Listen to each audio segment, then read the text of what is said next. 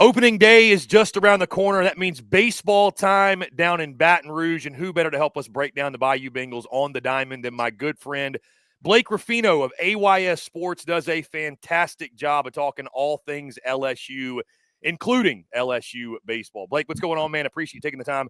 Excited to get you on, man, and excited to be talking college baseball. We finally have made it, or almost made it, just about 2 weeks away till opening day, man. Excited to have you on. 2 weeks until opening day. You know, I'm glad that you have me on. You couldn't have anybody else on because the only person that brought you to the LSU baseball scrimmage was your boy here.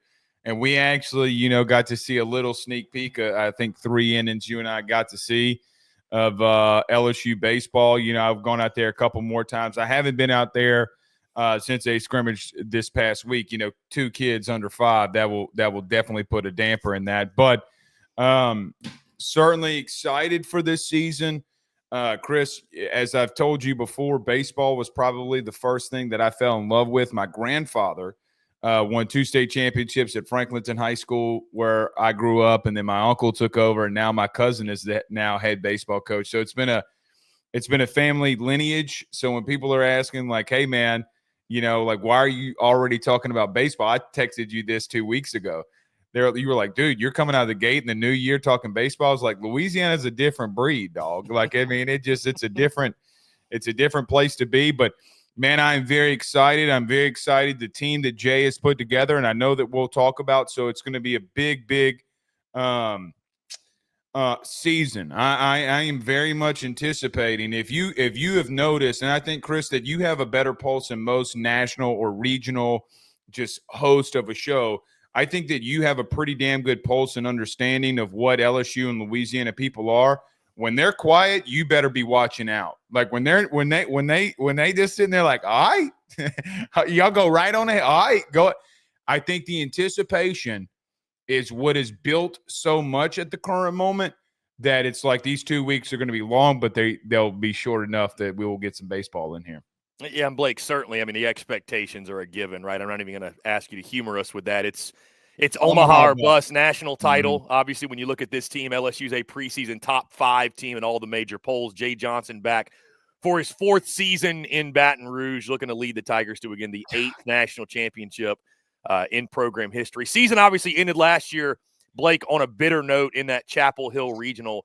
I want to ask you this first. We'll zoom in, obviously, to the lineup, the pitching staff, everything in between. But when you look at last season, what do you think Jay and this LSU program sort of learned? It's obviously a different cast of characters this year, but it was a weird year for LSU. I remember talking to you, right, mid-season, and there was a point, I think, where I believe LSU was 3-12 in conference play at the halfway point. It was just a brutal schedule they had. People didn't really give credit to how tough the schedule was. As we expected, LSU bounced back. They did make their way. Obviously made it to the championship in the SEC tournament first off, but made the postseason. Again, was right there with North Carolina team that obviously made it to the College World Series. What lessons do you think, and again, you're as close as that program as anybody. You've talked to Jay, I'm sure, about this. What lessons do you think that team learned from last year? Again, the expectations last year, of course, you lost Skeens, you lost so many key pieces of that team, but that team's expectation, obviously, at LSU, it's to get to Omaha, win a national title. What lessons do you think they learned from what was such a tough year last year and sort of translating into this year to make sure they get off to a better start? I think there's 3 levels to it, and I'm not going to go through the last one because we could be here for an entire hour. But I think number 1, what you had to replace, and then what you had to replace in reference to not only talent but experience. See, Chris, this is the thing that I threw out the most during the season, that it took them a while to get the understanding and then rebound from it. Let's look at the guys that had the big hits in Omaha 2 years ago that started winning them football games. See, I'm still in football mode. Winning them baseball games. The Cajun Bambino and Kay Beloso hitting a home run and game 1 versus Florida.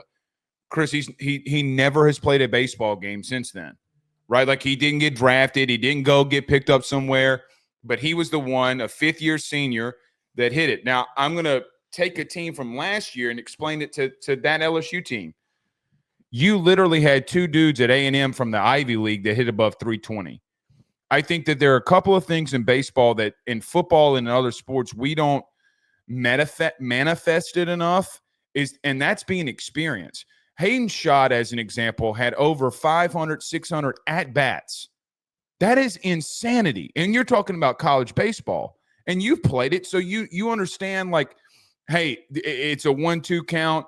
This guy's got a couple of pitches he can work with. He's probably going to go off speed.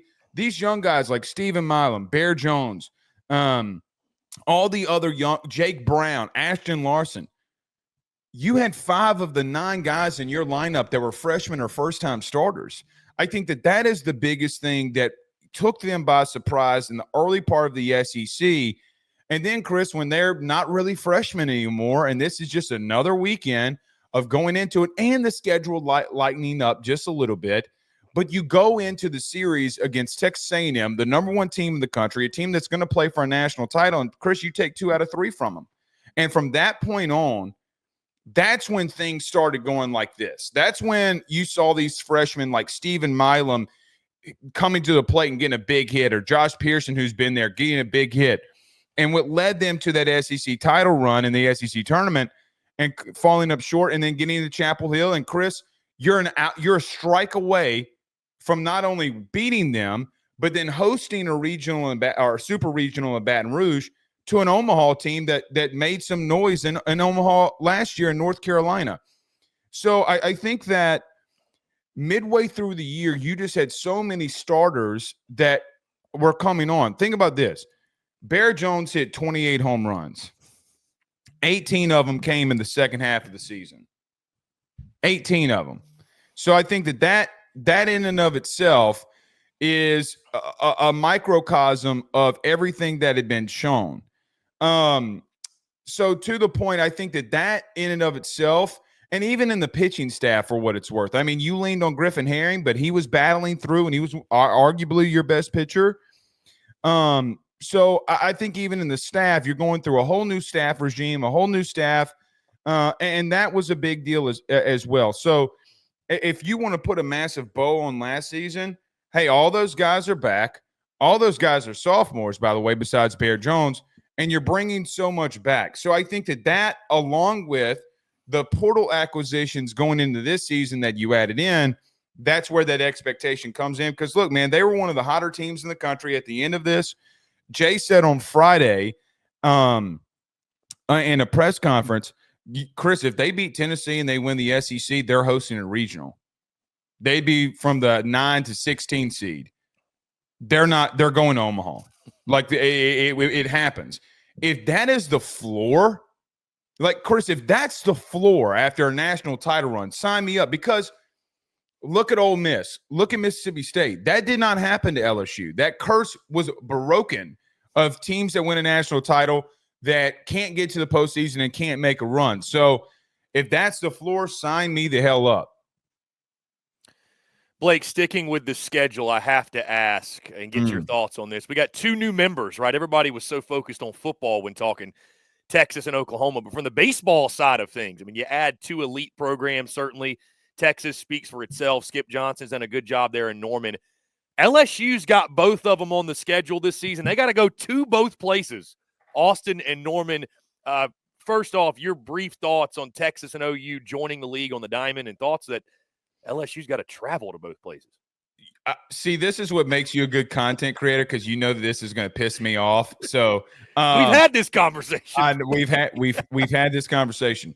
So there's a couple things. From the baseball side of things, as an SEC as a whole, I think it's a massive deal because you're bringing in 2 at minimum regional teams. That makes the conference even tougher.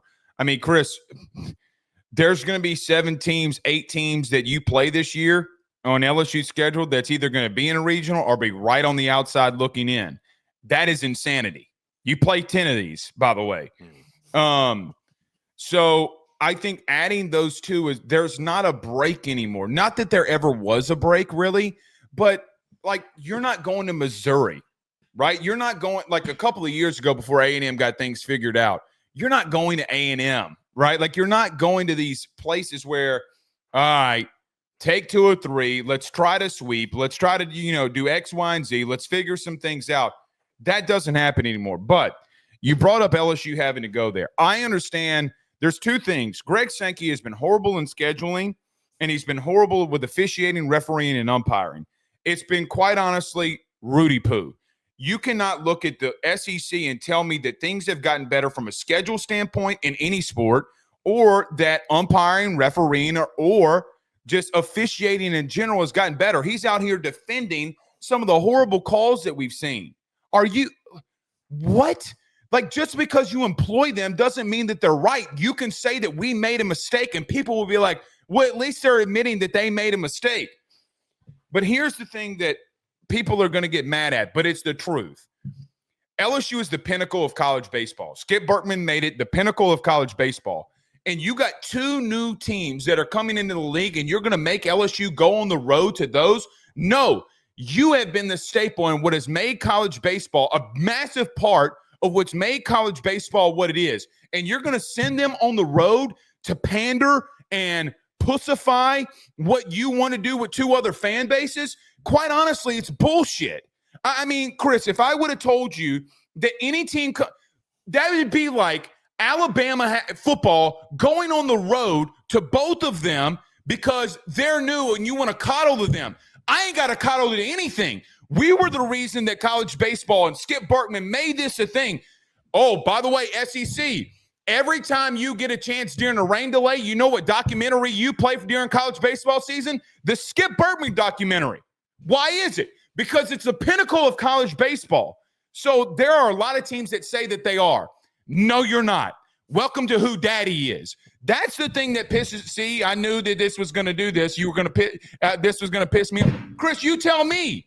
Like, at what point do you look at the schedule and say, all right, we'll send them to Texas, but Oklahoma, you got to come in. By the way, South Carolina, LSU is going back to Columbia.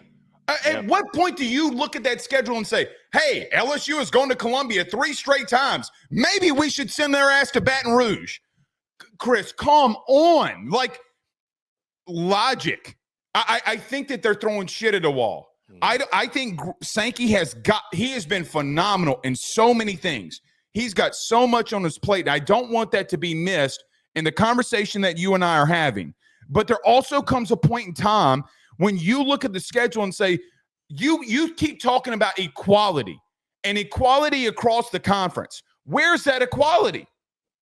Chris, what if at the end, LSU and South Carolina are battling for a host region spot? So LSU's got to go back to Columbia again and do it.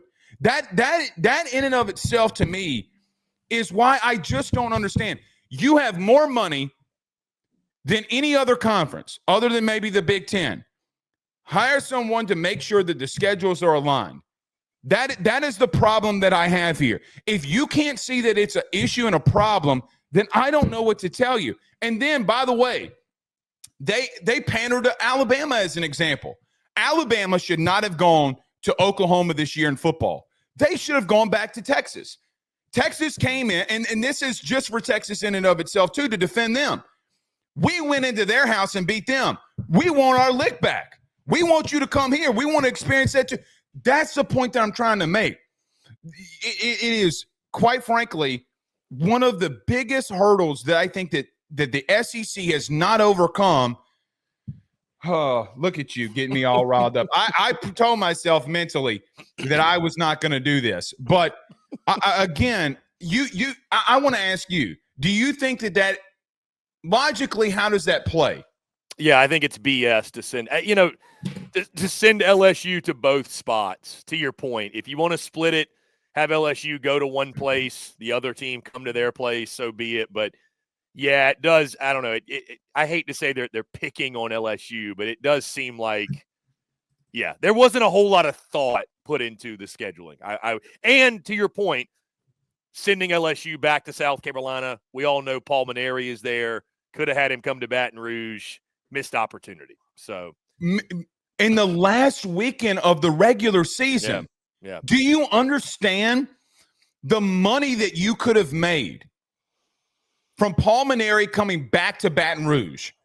The man wouldn't be able to get off the bus. I promise you that, right? Like, let's just call it what it is. He can wear his jersey all tight and neat and look great and all that kind of stuff. He knows the environment he brought in. By the way, speaking of college baseball, he got himself in some shit in Louisiana saying that Columbia has the loudest football stadium. They don't like that at all. He knows what he was doing. But that's my point.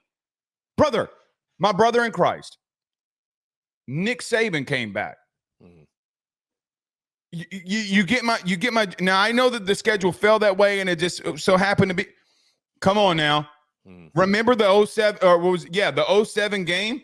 Chris, because I vividly remember it because I was there. Like the intensity of what you built and how you build a sport is through that. It would have been the buzz of the end of the college baseball regular season if you would have had Maneri going back to LSU. It's a missed opportunity. Blake, that being said, let's dive into this LSU baseball team. I want to start first with the lineup 1 through 9. You mentioned the most notable here, Jared Jones is back after launching 28 long balls a season ago. Other familiar names, Stephen Milam at short, Michael Braswell at third. And again, these are all projections. It can change. Josh Pearson, probably going to be your DH. You mentioned Jake Brown is back after a pretty solid freshman season. You got newcomers like the catcher Luis Hernandez from Indiana State, Daniel Dickinson from Utah Valley, Chris Stanfeld from Auburn. Also a freshman getting a lot of buzz, Derek Curiel, I think is how you say his last name, the outfielder. Give me your thoughts on this lineup. What do you expect from LSU 1 through 9, and what's going to be the MO, the DNA, if you will, of this Tigers lineup this year? So I think it changes. It's ironic, Chris, like how what LSU under Jay Johnson has been perceived to be, like a big bomb New York Yankees style of team. They're not going to really be like that. Now, you still have a dude that can hit 30 home runs in a season, and he's coming back, and he's best ass in the league, man. I mean, America's all ass team. All ass team. I mean, Captain America couldn't have a better ass. I mean, but it's true. They got a couple of guys on the All-American. Everybody listening to this is going to be watching Bear Jones' ass in Game 1 now. I mean, well, opening weekend, it's ass watch in Baton Rouge. Well, first off, massive pause. But secondly, yes, I mean, you can't ignore I mean, you know that if a baseball player's got a flat ass, dude sucks. Let's call it what it is. I mean, I don't disagree. Disagree. You got to bring the ass with it when you go on full Shakira. Something's got to hit bombs. I mean, you don't hit 28 by accident. Chris, when you squishing the road, you gotta be able to be fast twitching them hips and them gluteus glutes, maximus. Baby. Yeah, gluteus maximus. They work them out down there. No doubt. But you talk about him being back. Look, they had tested him at third a little bit during the fall. We were there when he was at third, right? I mean, like we were there during the scrimmage when he was at third. My guy's going to be at first base.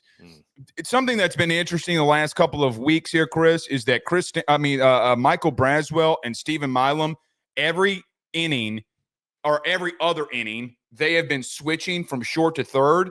I have no clue how that's going to end. Now, there's two things about that. So you talk about the 1 through 9 in the infield. Danny Dickinson from Utah Valley State is going to be your second baseman. I mean, they made that pretty clear, what he's going to do. The preseason All-American, the preseason All-SEC guys probably going to lock down that second base spot. The question I think that now that Jay's trying to figure out is, do you move Brazzy over to third base or Michael Braswell over to third base, Stephen Milam to shortstop, or do you run it back with Braswell at short? Now, something that's interesting, the last, I think it was, Chris, 21, 22 games, Michael Braswell had a error. In the first couple of games, he had like 15, right? But he was hurt, and he was battling, but he finished the season very strong at short. I do think Stephen Milam gives you a little bit more range there, right? And I think that in this league, when you have teams like Kentucky and teams that just want to put the ball in play, like what you're going to see at South Carolina, believe you me, you need range in that middle part of your infield. I mean, Chris, the best defenders baseball-wise has got to be right up the middle from 2, 4, 6, and 8, right? Like, I mean, that two being the catcher, 4, 6, 8. If you're watching this, you know exactly what I mean. You got to be locked down there. So I think that's going to be an interesting through 1 through 9. From at the plate, I mean, Chris, none of them hit below 300. None of them hit below 315. I mean, that is the strength above what you have. Now, I do think that catcher is going to be very interesting. I have no clue. I know Luis Hernandez has been brought up by Jay Johnson a lot. He's been hitting with a lot of power. But a kid that was in the top 20 coming out of high school that decided to come to LSU and Cade Aaron Beatty, I don't know, Chris, if you're not talking about this in 5 weeks, 6 weeks, and you're like, hey, Blake, this freshman catcher, Cade Aaron Beatty is really good. Chris, he's absolutely demolishing the baseball. Like, his 3 outs this weekend were at the warning track. Get some more Bear Jones ass, and those things are going over the fence, right? He's been all over the place. He's got to work on – there was a bunt scenario where, instead of like rounding the ball, setting and throwing, he's kind of going old high school. I'm just going to run at the ball, pick it up, throw it, make a big play. You can't do that in this conference. You're not going to be behind the plate, but he's had a lot of demand behind there. So we'll see. But Luis Hernandez is somebody that comes in from Indiana State that Jay Johnson has talked about a lot. 19 times in his press conference on Friday did Jay Johnson mention Luis Hernandez. I've been around Jay Johnson for 4 years, and I'm just going to tell you one thing. If he brings up your name that much, that means that he likes your ass. That's just all that it means. So I think that they have 4 catchers, really, that I don't know where they go. I think that you'll have a DH catcher role in the beginning of this. Right, one guy's going to be a DH, another guy's going to catch, they'll vice versa. But then you have a guy in Blaze Priester and JUCO hit over double-digit home runs last year. I don't know what you do with him. The exit velocity at every single scrimmage that they're having is my man's 104, 104, 104. And I'm like, so what do you do there? I don't know. So the infield, I feel, is locked outside of that catcher position of where you're going to go. Chris outfield, other than Chris Stanfield, I have no clue. I mean, Derek Curiel, maybe, I guess. Josh Pearson returns for his 5th season. I'm really intrigued to see what he does. You only got 9 of these spots, man. Or really, let's just call it what it is. 8 of these spots in the field because no one's going to be on the mound. So who's going to get it? Dude, they're loaded in the outfield. They're absolutely stacked. I don't know. It's a good problem, but one of those guys in Jake Brown, Ashton Larson are probably going to have to sit, right? And that's the thing. Like, you're going to take a kid that hit 300 in the SEC and a kid like a Jake Brown that hit a home run in the SEC tournament to prolong you against South Carolina. You're going to take him out of the lineup. Well, Derek Curiel, I mean, we can't not play him. In the outfield, though, Jay did it again. Michael Braswell showed the development of what Jay Johnson can do a year ago, Chris. Stanfield's going to be that dude. When me and you were there, I was like, man, this is the second time I've seen him lead off and get a hit. Dude, he hit above 400 in the fall, and I get it, it's a fall. He's turned it up already in January. I think he went 3 for 4 on Thursday. He went 2 for 4 on Friday. He went 3 for 4 on Saturday, and it's not like he's seeing booty-boo arms. So, I don't know what they're going to do, but I am here for it, buddy. Blake, talent is the theme when it comes not just to the LSU lineup and position players, but the pitching staff as well. And again, what's new in Baton Rouge? This is kind of your ho-hum, typical run-of-the-mill LSU team. But again, you look at this starting rotation, looks like it's going to be some trio of Cade Anderson, Chase Shores, and Anthony Ianson. Also, Connor Ware is going to figure in, another transfer portal guy. Gavin Guidry at the back end of the bullpen. And again, give Jay Johnson credit, like you mentioned, not just in the lineup, but the pitching staff as well. They went out and didn't just get portal guys, but got impact portal guys who should have, again, immediate impacts in this 2025 season. Your thoughts on the pitching staff? Am I around the ballpark when it comes to the starting rotation, and what are you expecting as a whole from this staff? Yeah, I think you're around, like meaning with Connor Ware and then Cade Anderson. I think and especially Chase Shores. But then you went out to Wofford and got Zach Cohen. I don't know if Zach Cohen isn't in that starting rotation. Cade Anderson, I mean, look, I go based off of Jay Johnson's actions, right? Like, meaning, so they did a media tour on Friday. Of all the pitchers you brought out, Cade Anderson, that's a sophomore. What are you telling me, right? Like, your actions speak louder than your words ever could. So I do think that Cade Anderson will figure into that.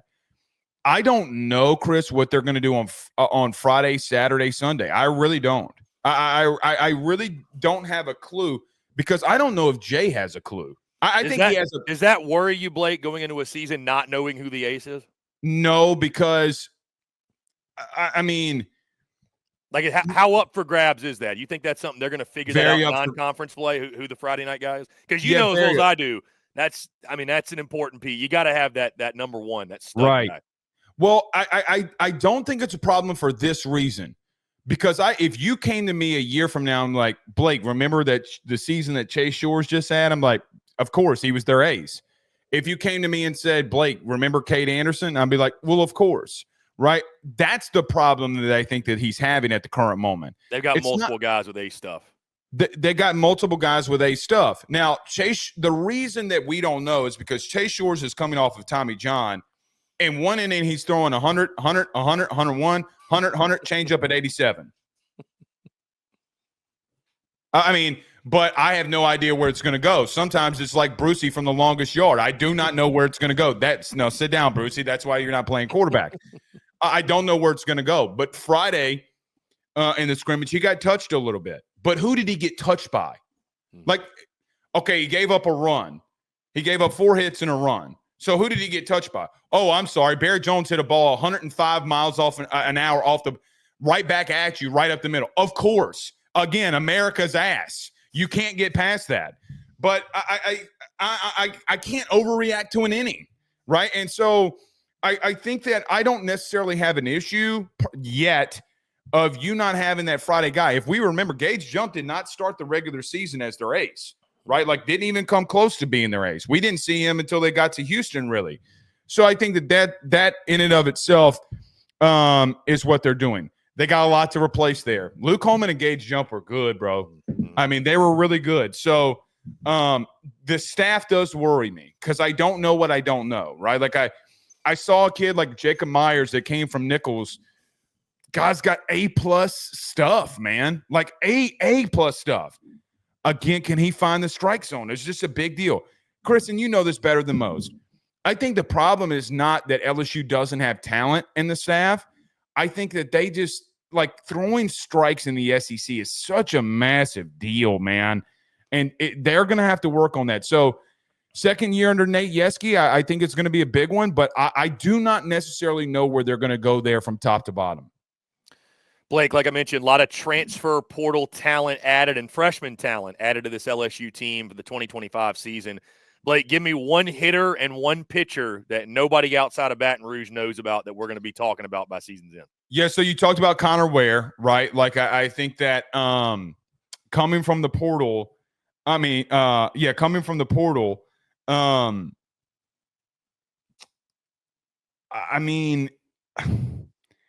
they've put him in every high leverage situation and he's gotten out of it. I don't know how you don't look at this staff right now and say that it's Connor Ware. I'm trying to think if there's anybody else on the mound that I've seen.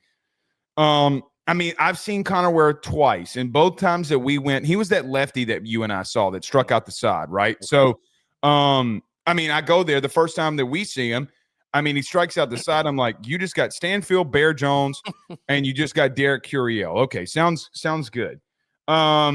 I would probably say him that nobody really knows about, but is and probably will have a massive impact. At the plate, it's difficult because you said nobody that really knows. I think Chris Stanfield's going to blow up. I really do, because if what happened with Michael Braswell a year ago, coming from an SEC team and then hitting above 3, Chris, if I would have told you a year ago that Michael Braswell was going to hit 315 and he was going to lead off for LSU, what would you have said? I'd have said maybe in non-conference. Okay. All due respect, because I love Brazzy, but realistically, maybe in non-conference. So he's a 284 hitter, meaning 270, 275 to 285 hitter, meaning Chris Stanfield. Well, you're going to now have to explain to me him hitting above 400. Jay is a wizard when it comes to dudes and approaches at the plate. Hey, they throw you a first pitch fastball and it's right down the U-Ha. Send that bitch to outer space. That Elon Musk could not get a rocket to go get it. Right? He's getting the hands to go and get rockets. He can't snatch this ball that you're about to hit, right? So, look, he led off, I think it was Friday, fastball, 97 miles an hour, right down the heart. He sent that thing to outer space. So, I mean, like that in and of itself, I think is something that I'm massively intrigued by. But people that don't really know about outside of Baton Rouge, just a general fan, I'm going to go back to Cade Aaron Beatty, the freshman. I mean, this dude, bro, you know, his swing at the end of it, you know how when Trout kind of has like the fingers pointed up, that's kind of like his approach. And I'm like, my man is putting everything into the swing. If I had to say the two guys, I'm so intrigued by how they're going to be utilized. I think it's them.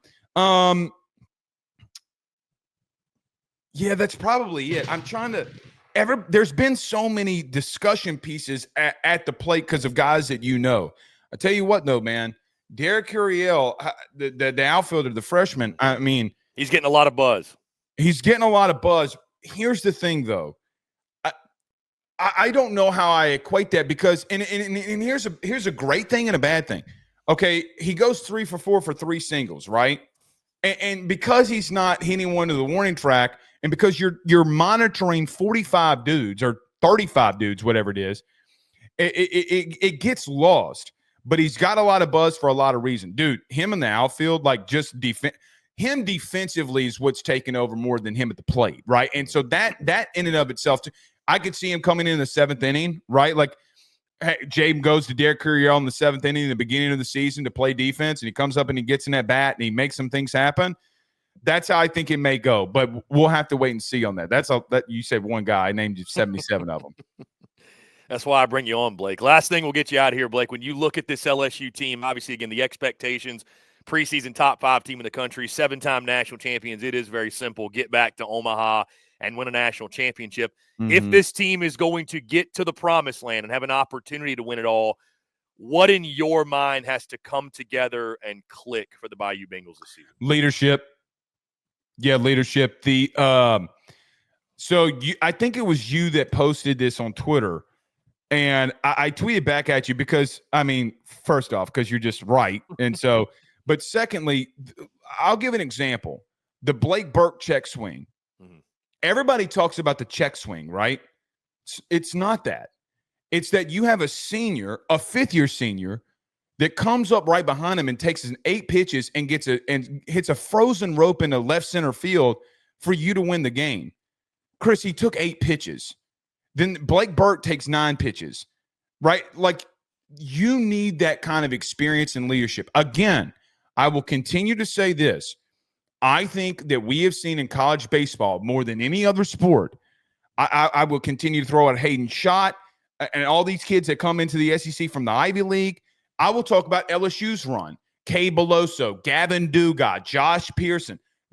Those were the guys that made up the crux of your team, right? Those were the guys that, hey, man, you only get one Dylan Cruz, right? And they're going to throw around him. I think that in and of itself, it's going to be like we have these superstar guys that Paul Skeens, Dylan Cruz, whoever that we're talking about. Chris, I cannot emphasize enough that when you look at these look at Ole Miss. I mean, when they needed a big hit, who was it? Oh, wait, there's another. Wait, they got 7 seniors? Again, I think that in and of itself is the big deal. We'll look up and say, hey, man, I know we're talking about schemes, but that Kay Beloso fella, I mean, you do not win it without him. And then you mentioned this too. You need luck, man. I mean, in the game of baseball, you need luck. And you need things to go your way. And you're going to have to get lucky sometimes. You're going to have to be clutch. But here's the thing, why the intensity level gets raised for me. I literally saw that with 5 freshmen. Now you have a freshman class that's coming in there. Danny Dickinson talked about this, the preseason All-American. He goes, brother, the intensity level on every pitch is higher than it's ever been for me, right? Like, I mean, it is a high-intensity situation because of where we're at. So I think if we're in Omaha, I say we like I'm a part of the team. Yeah, if you and I are in Omaha, yeah. I'll be there. Don't test me with a good time. Hey, listen, I'll be there. Will you is the question. I hope so. I got to ask permission first. Smart man. So there does – if we're there together – how about this? If we're there together, it's going to mainly come on the back of that they had big hits late by experienced guys and leadership being a big deal here. Blake Ruffino, AYS Sports, nobody better in the business that covers LSU. Blake, let them know where they can find all your great work. Yeah, Ruffino and Joe show. We continue to talk college football there, even though during the off season, even though I mean, we're Chris, by the way, just throwing this out there, we're 28 days until spring football starts. I don't think people really realize that. I'm always going to talk about football. But AYS Sports, man, LSU, Brian Kelly made some football hires over the last couple of days. You should have been warned. Actually, if you were watching AYS, you had been. But you can go there. Chris, after today, baseball talk really ramps up, right? Like, I mean, we'll probably get you on, like it really starts ramping up. And so that's where I turn all my attention to is college baseball. So I am very excited.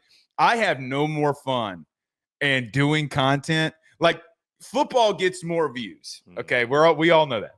I don't have more fun than baseball season. Like, it is because I got Miller Lite, I got crawfish, I got etouffee, I got shrimps. I mean, you're just spoiling me with riches here. Okay. By the way, on my show yesterday, because I told people, it's like, if me and Chris Phillips went to the Tennessee LSU game, who's boiling crawfish? 97 people raised their hand. So that's the point that I'm trying to make here. So AYS Sports, we continue. We lock down football here, Chris, for now, and we start turning the page there. We really start ramping up into college baseball, and I'm very excited for it. Yeah, all I got to say, Blake, we'll be in Baton Rouge soon. Save me some crawfish. Excited to get down to the box. Oh, brother. It's going to – you thought that you had I'm telling you, you smelled bourbon when you walked into a scrimmage. A scrimmage, yeah. And you going to sit here and tell me that brother, there's not a lot of things that get me out of my shell in my cave. LSU baseball is definitely one of them. Yeah, excited to get down there, Blake. We'll do it again soon, brother. We'll talk.